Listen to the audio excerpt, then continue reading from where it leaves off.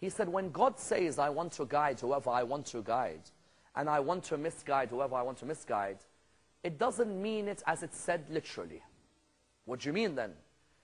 He said it means God guides whoever is looking for his guidance. And he leaves in misguidance those who are not interested in his guidance.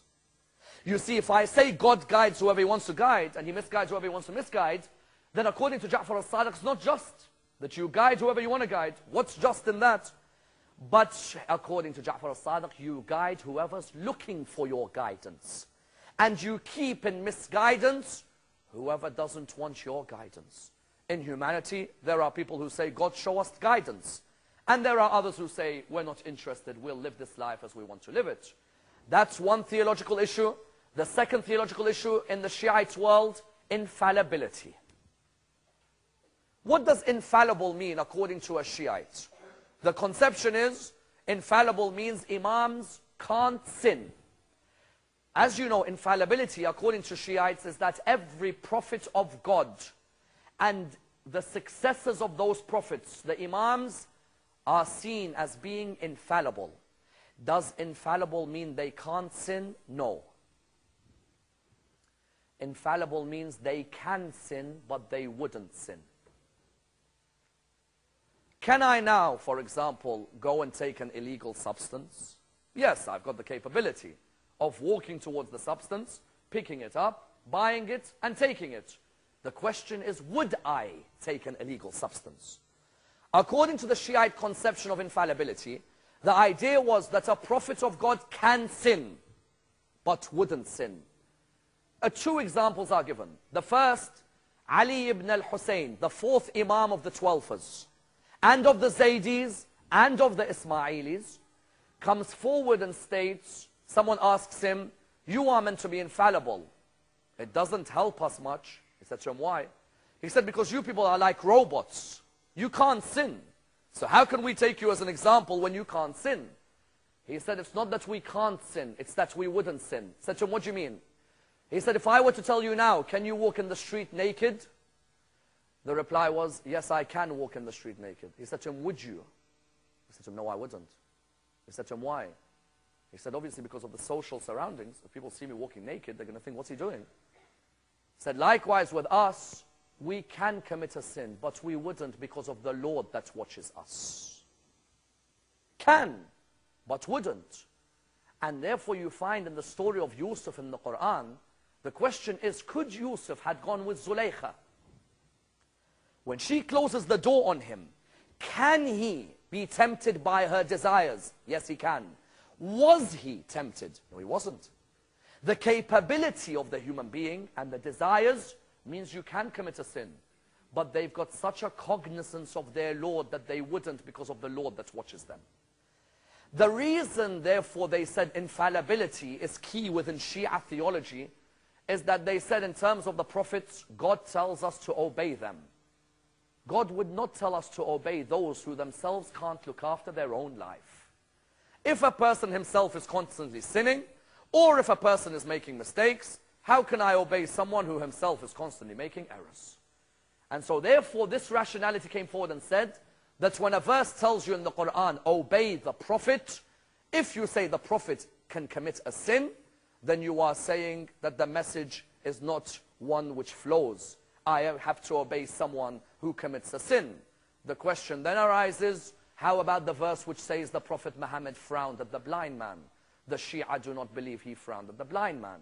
They believe it was another of his companions who was sitting there who frowned at that blind man. Someone will say, how dare you say it was that companion? The reply is, how dare you say the Prophet would have such manners? It's ironic that if you came to someone now and said, it's another companion who frowned at the blind man, you'll find people who'll jump up and say, how dare you? Well, hold on a minute. You're willing to say the Prophet who brought morality would frown, but a normal companion wouldn't? And so you found here that unlike the Sunni theology, which states that the Prophet Muhammad would not sin and would not commit error in revelation, but may commit error outside of revelation, the Shia come forward and say, in every area of his life, there is no sin or no error whatsoever. Likewise, this infallibility is transferred to the Imams who are seen as the protectors of the message of the Prophet Muhammad. And the Shiites within their theology use chapter 4 verse 59 as saying that the leaders and authority from amongst you are to be obeyed in the way Muhammad was obeyed. Number 3, a third theological principle, intercession. The Shiites are of the belief of the narration of the Prophet Muhammad that 3 groups of people will be able to intercede for us on the day of judgment. Who are they? The first group are the prophets of God. This is known in the Arabic language as shafa'ah. The first group who can intercede for you on the day of judgment are the prophets. The second are the scholars. The third are the martyrs. They can intercede for you on the day of judgment. Someone will turn around and say, then why do you believe your imams can have shafa'ah? Well, if you look at each imam of the Syiah, be it Ja'far al-Sadiq, be it Ali ibn Musa, be it Zayn al-Abidin, do you agree that they were scholars in their time? I think most Muslims agree. Do you believe they died as martyrs? I believe both Muslims agree. The intercession equation adds up there. Therefore, you find theologically, these are seen as being amongst the main beliefs. Number 4, jurisprudentially. Why do you pray with your hands down? That's a question that's constantly asked. What's that stone that you prostrate on? Why do you combine your prayers? Jurisprudence. Interesting area. Once again, our Sunni brothers, when it comes to jurisprudence and theology, there are differences.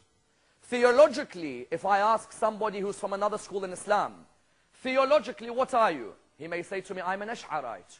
Jurisprudentially, what are you? I'm a Hanafi. As a Shia Ithna Ashari, theologically you are Ja'far ibn Muhammad. Jurisprudentially you are Ja'far ibn Muhammad.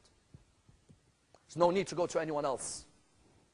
Theologically, someone will ask, why do you bring Ja'far ibn Muhammad's name so much? Is it because he's the highest authority? No, he's not. But in the time when Islamic knowledge and beautiful constructive dialogue was taking place, Ja'far ibn Muhammad would debate with Abu Hanifa, who'd debate with Malik ibn Anas. And then later on you had Imam al-Shafi'i and Imam Ahmad bin Hanbal. That period was a period of crystallization as well as a period of discussion on jurisprudence. Why do the Shia pray their hands down? Well, one may equally ask the question, why do the Malikis pray with their hands down? If you go to North Africa, you may find in Tunisia or Morocco or Algeria a group who all pray with their hands down. Have you seen anyone attack them? Someone will say, well, the narration is Malik bin Anas lost his hands, and that's why.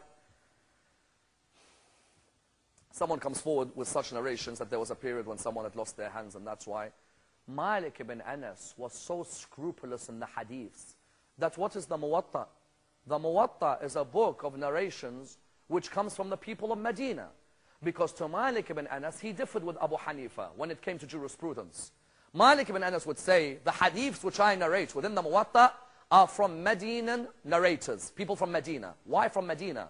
Well, if we say Malik ibn Anas was born in the earliest part of the 2nd century, he wants to be as close as possible to the Prophet Muhammad, sure?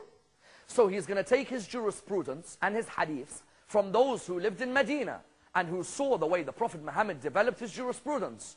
If Malik ibn Anas and the Maliki school pray with their hands down, well, if the Ithna Ashari pray with their hands down, what's the big difference? How about when it comes to combining the prayer? The basis of the jurisprudence of combination of prayer, number 1. In Ithna Ashari thought it's more recommended to separate than combine.